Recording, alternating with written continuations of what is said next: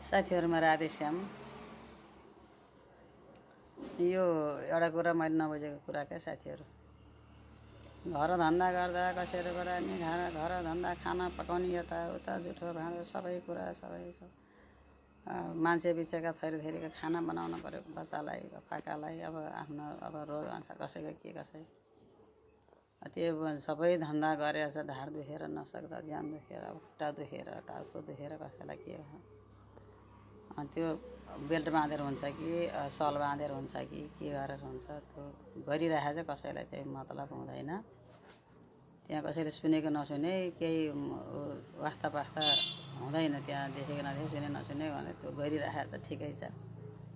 दुःख होस् कि नदुख होस् कि त्यही केही कसैलाई केही स्वाद भएन। अनि घरबाट बाहिर निस्किन परेपछि नसकिने मान्छे किन हिँड्न पर्यो, नसकिने मान्छे किन जानु पर्यो? भोलि सन्त नहुन बिरामी हुन के थला पर्न के कसो नसकिने मान्छे किन हिँड्नु पर्यो? घर बसिन्जेल सम्पूर्ण गर्नलाई सक्ने भयो, बाहिर निस्किँदाखेरि नसकिने मान्छे किन हिँड्नु पर्यो? अनि यो कुरो के हो म बुझ्नै सक्दिनँ क्या मैले। यो घर परिवारका अब यो मेरो मात्रै होइन कि लगायत अब हामीले छर छिमेकी साथीभाइ यताउता सबै साथीभाइले गुनासो गर्नुहुन्छ। अब यो भन्न भन्दा पनि अन्त यो कुराहरू नसकेको बेलामा त परिवार चाहिने भनेको त नसकेको बेलामा हो नि त। सक्ने बेलामा त गरिन्छ खाइन्छ, कसैलाई केही मतलब कुरा भएन।